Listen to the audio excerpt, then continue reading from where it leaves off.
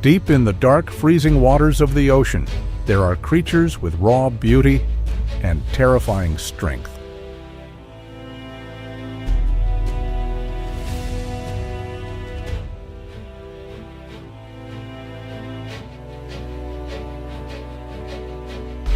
Look at this giant sea snail, hitting record sizes up to 12 inches, weighing over 3 pounds. Its armored shell grips the reef with a massive suction force of 400 pounds.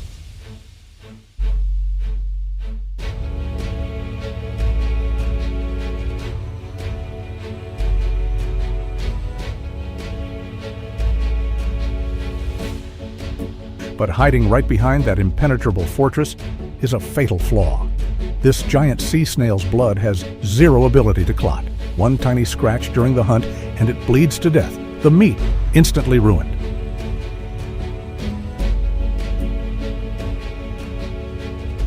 So, how exactly do you conquer a creature that's so powerful yet so incredibly fragile at the bottom of the sea?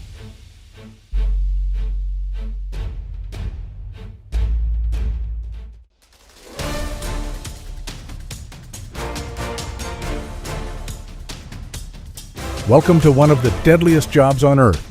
Down in South Australia, they're dropping to the pitch-black bottom with nothing but an air hose keeping them alive.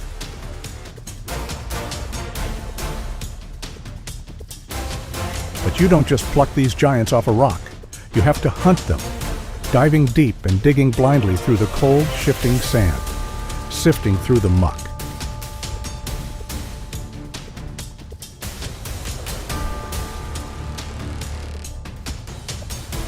And what's surrounding them down there in the dark? Rip currents tearing the reef apart, the constant threat of a severed airline, and the ultimate ghost of the ocean.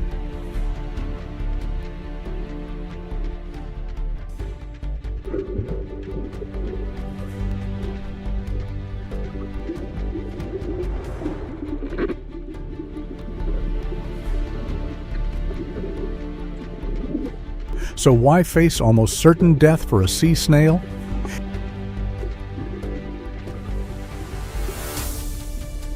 Because the second this creature leaves the water, it turns into pure gold.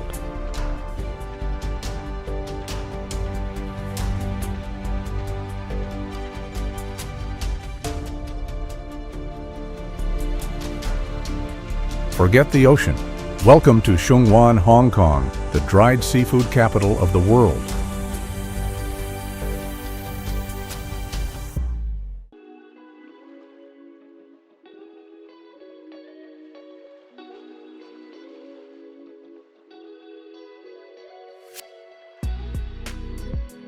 Here, giant sea snails aren't just weighed, they're graded by heads, meaning how many snails it takes to make 1.3 pounds. The fewer the heads, the bigger the snail, and the heavier the price tag.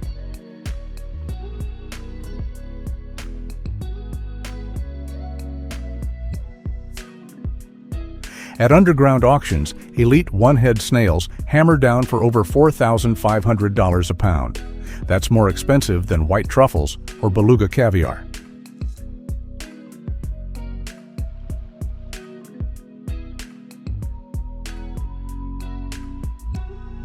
When you're cooking an ingredient historically offered to the gods, where one wrong cut costs thousands, there is zero room for error.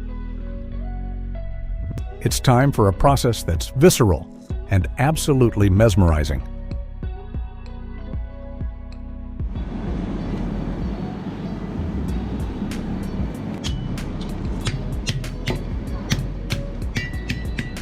A heavy blade, a brutal crack to the shell. The vacuum breaks, ligaments snap, the muscle is ripped straight from its fortress. But you don't cook the whole thing.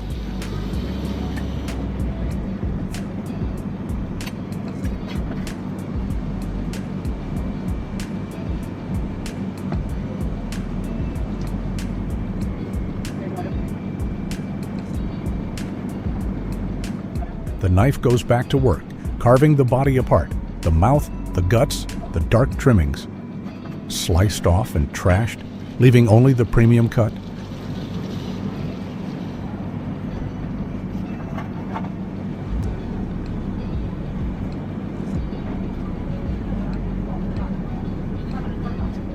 Finally, the blade returns, gliding through the meat, carving it into razor thin.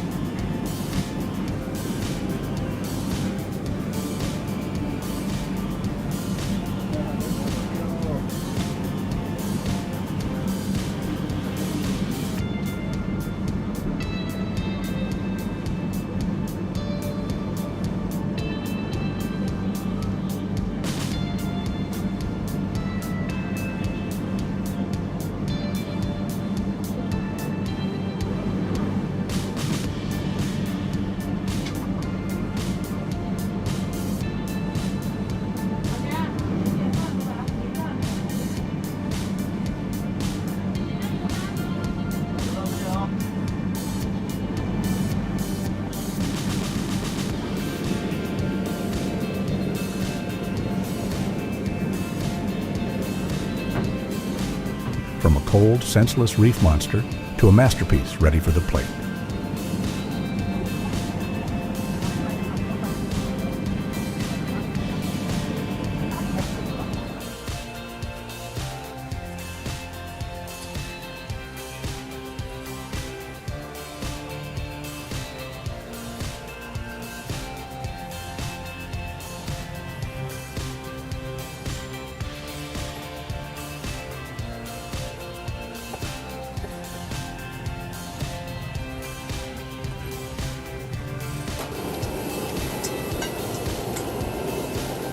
First, a quick blanch in boiling water to lock in that signature bite.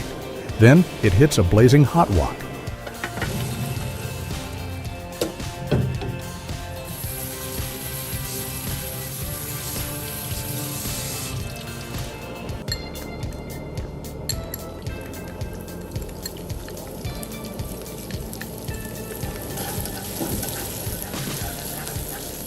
Sizzling in crushed garlic and blistering red chilies. The intense heat sears the outside, coating every single slice in a fiery aromatic glaze.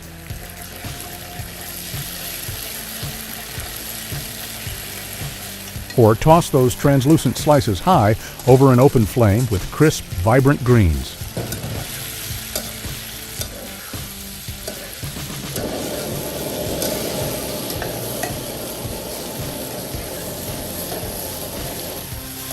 Look at that plate. Grab a piece. It still pushes back perfectly against a pair of wooden chopsticks.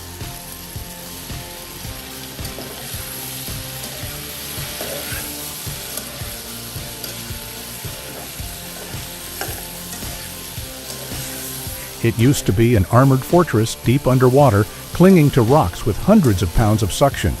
And now, it delivers a massive, satisfying crunch.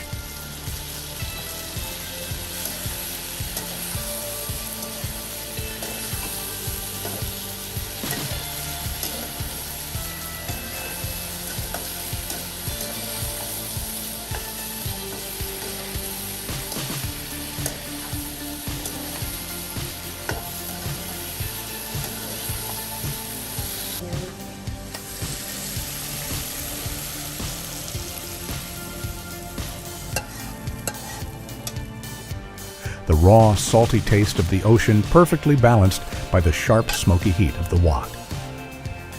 How would you cook this giant sea snail? Do you have any other recipes in mind? Feel free to drop them in the comments. But isn't over yet. Let's go to the Wolfish.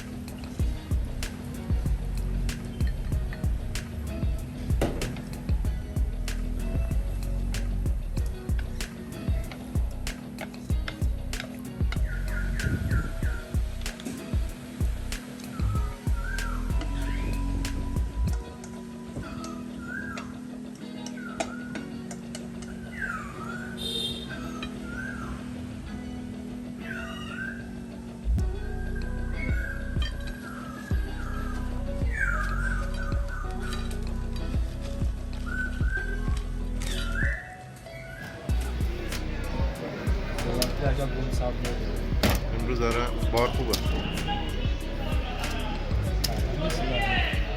This isn't just a fish, it's a maze. First, the armor leers right through the thick scales.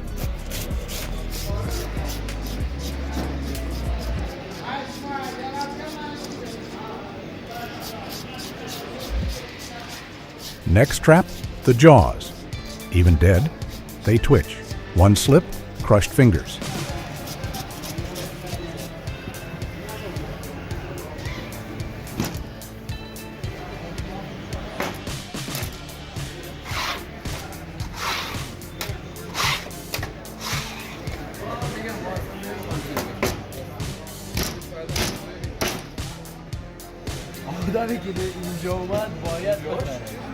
Heavy cleaver, heads off, 10-inch blade, gliding straight down the spine, carving the body into thick, pearl-white fillets.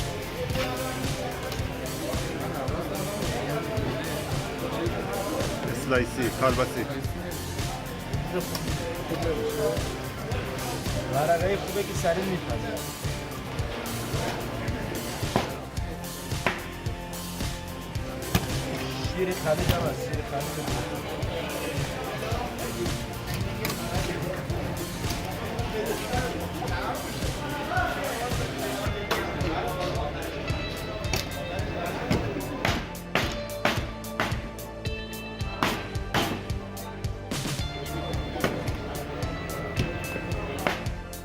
The remaining skeleton cleaved into heavy chunks, saved for stock, zero waste, treasure unlocked.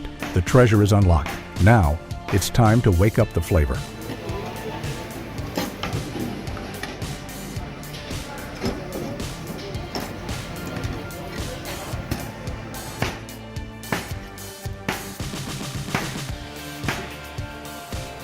Alright, now we've got our one fillet here. I'm going to go ahead and season this just with a little bit of salt and pepper. Nice thick piece, you're going to season both sides.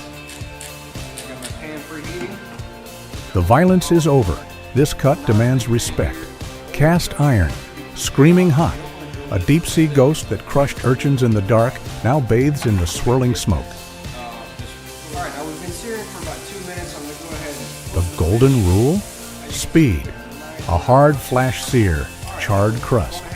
But the core locked exactly at 122 degrees. I'm going to deglaze this with a little bit of wine. Just a little flavor, a little acidity. Also help Nail it, and it's pure magic. Look at the slice. No flaking, no mush. A clean glide revealing a dense, bouncy bite, dripping with rich juices. Get in the ragu. Going to get some of that flavor in there. Go 2 or 3 minutes and we'll be ready. Forget the monster face. This fish spent its life gorging on Maine lobster and snow crab, and it absorbed every ounce of that luxury. Alright, now we've let this simmer for about 2 or 3 minutes. Our fish is cooked all the way. Cook off the rest of them. Sweet, buttery, and firm. And now, can you look past the monster to taste the ocean's best-kept secret?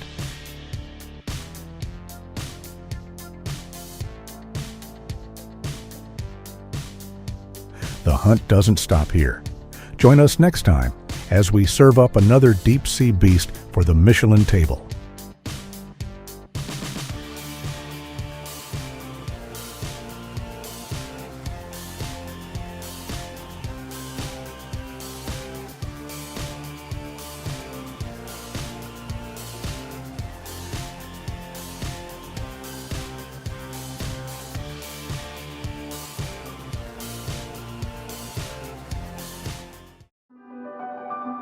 Pollock is a creature that lives in frigid waters just 2 to 8 degrees Celsius, hundreds of meters deep in the North Pacific. They don't swim alone, they move like a living storm, millions gathering into dense schools so massive that sonar detects them as a giant cloud of fish, an ocean in motion. And then, there are the outliers.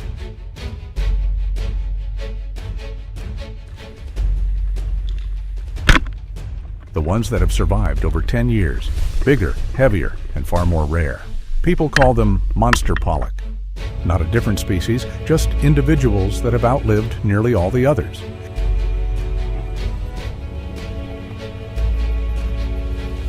They can grow nearly as long as an adult's arm, weighing as much as a small watermelon. Veterans of the cold ocean, surviving in a world where most are caught early. But no matter how large they get, they're still only a small part of something much bigger, a system designed to find them. Because once you see how humans hunt entire clouds of fish, you realize this is no longer just fishing.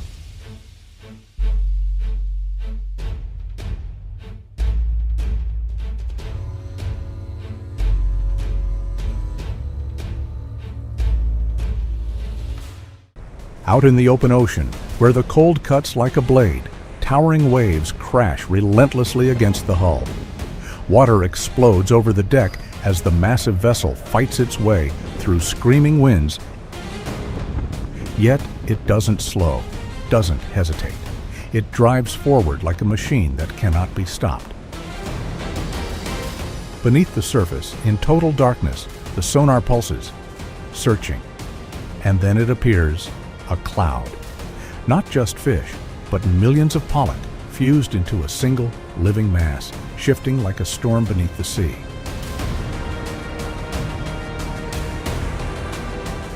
The net drops. It opens wide, hundreds of meters across, like a moving wall in the ocean. This isn't fishing. It's capture on an industrial scale. The school has nowhere to go.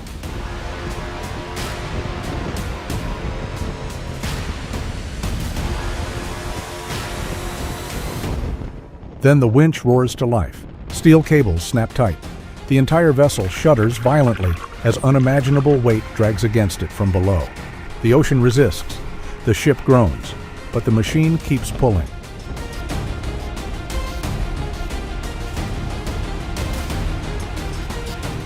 Tens of tons of fish explode onto the deck in a deafening surge of water, metal, and chaos barely held together by human control. Bodies slam, ice scatters, boots slip. Every second is dangerous.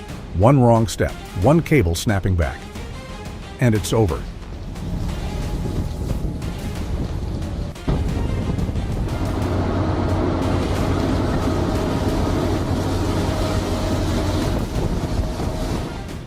No pause, no mercy, just an endless flood of fish, ice, and men moving in sub-zero air that burns the lungs with every breath. Because this machine never stops. A factory trawler capable of devouring and processing 200, even 300 tons of fish in a single day. And the moment the net hits the deck, the clock starts ticking.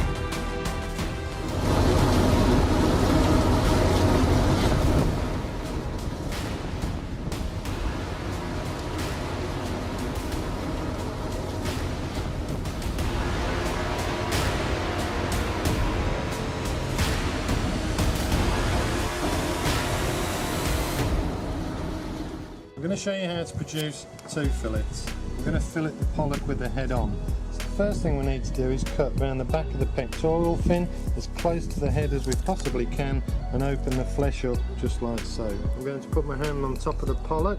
I'm going to put my knife just above. A blade runs along the backbone, fast, precise, no wasted motion. Punctures the skin, drops on top of the spine, and then in one gentle movement I'm going to run the knife down the whole length of the fish in one delicate cut.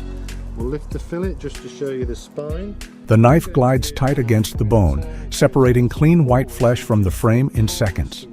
A soft snap, and a perfect fillet is revealed. I'm then going to fillet the tail of the pollock by pushing my knife straight through into the gut cavity of the fish, and then in one draw with the handle slightly lifted I'm going to work my knife down the length of the spine to the tail, and there's the fillet below the lateral line off the bone. I'm then going to use the tip of the knife to come up the rib cage very gently, and then I'm going to put my knife on top of the rib cage and work it down towards the tail. You don't have to do this in one cut. No frills, no flare, yet this is the meat that will feed millions. Pin bones are removed. The skin may be stripped away. Every movement is optimized for speed and efficiency. The skin at the tail end, and then in one movement we have to pull the knife all the way up to the head end of the fish, and I'm actually applying downward pressure to the tip of the blade, and then we've released the fillet all the way off the top of the spine. Push the knife right through into the gut cavity, draw it down the spine in one movement, and then again we're going to use the tip of the blade to go up the rib cage, through the pin bones, and then I can lie my knife on top of the rib cage and just tease the fillet off the top of the rib cage, and we've got the second fillet. So we're going to take the fillet, there's some bone here, so I'm just going to shave underneath the bone, and then I'm going to cut the fin off the very edge of the fillet, removing as little flesh as possible. Almost the entire fish is used. Fillets for food, the rest becomes fish oil, fish meal. Nothing goes to waste.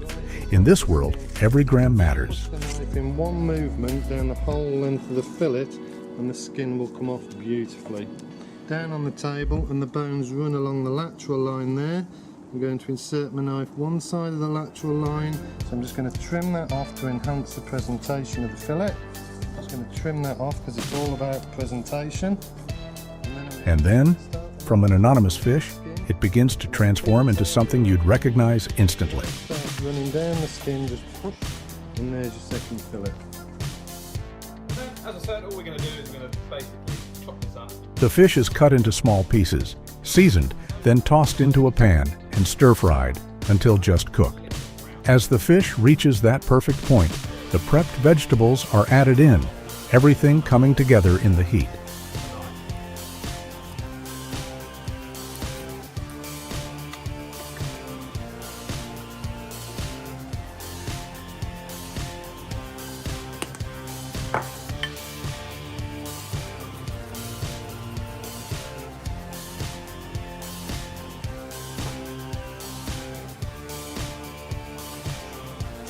It's just going to give it a little bit of a better taste. That's how I do it today. So a little bit of a unique flavour.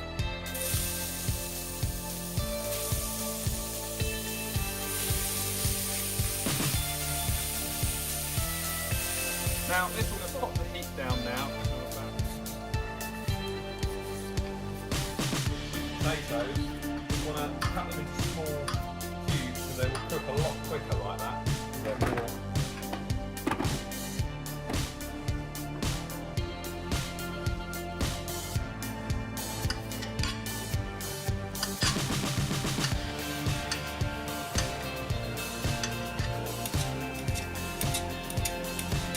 Have a little look at how that fish is getting on. It's looking pretty good to me. Now, obviously, if you've got children, you need to make sure there's absolutely no bone on. Chop those up like that. Just going to chop up some tomatoes, nice and finely. The fish is then lightly mashed and mixed with sweet potato, fresh vegetables, and seasoning. Simple ingredients, but once combined, they begin to transform.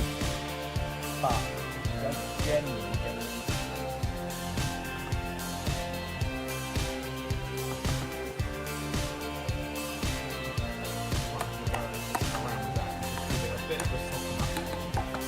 Be on a nice low heat as well, otherwise it will turn a nice little sauce. I will put some spices and I'll put some lemon in there as well.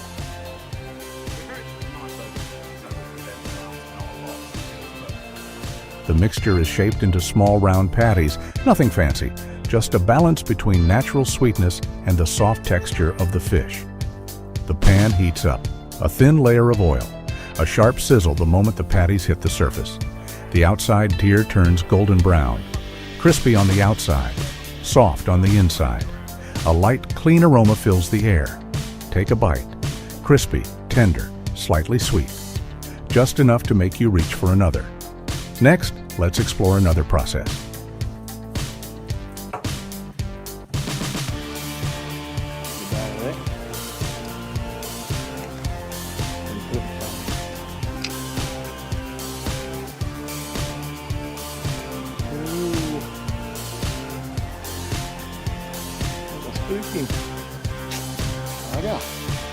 I spooked the fish just before, and I guess the question comes that, why didn't I cast it and pause it in front of it?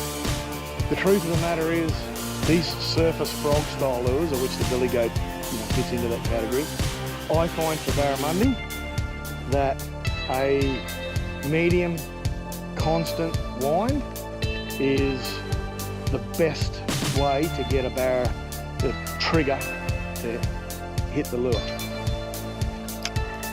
So the action of the lure itself is really important to consider.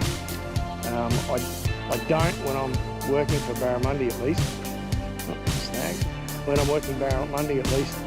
Catching barramundi on topwater is pure adrenaline from start to finish. As the lure skims across the surface, every ripple feels like a warning. Something powerful is watching from below. Really focused on doing more surface. And what I've found is that more times than not, when I pause the lure, when it's been in the face of a barramundi, that barramundi is either shied away or it's stopped and it's looked. You've got a good look at it. I'm not saying that's the same for all lures. Crossfires is another surface lure that I use, and I definitely use a different retrieve, more of an erratic stop-start sort of retrieve. Then suddenly, it explodes. A violent strike shatters the calm water, and in that split second, the fight is on. Is not stop. Now let's see if I can put that into action and find a fish that will eat. Oh, I like that. On cue. He's not big, but I get him in, he'll be my first barra of the season. Barramundi are known for their aggressive hits and acrobatic jumps, turning every catch into a heart-pounding battle. Stop here. And I'll just pick up the net. The net will be nice and wet for him too, because it's pretty tropical today of 2024. I don't think it won't go legal, but so he's probably got the same size as the ones I saw before. Stinger's hooked him, hopefully you can see that. And we'll get a tag in him. we'll get him back on the water. There is my first barra for the season. Just a couple of mil under 50 centimetres. 58 is legal.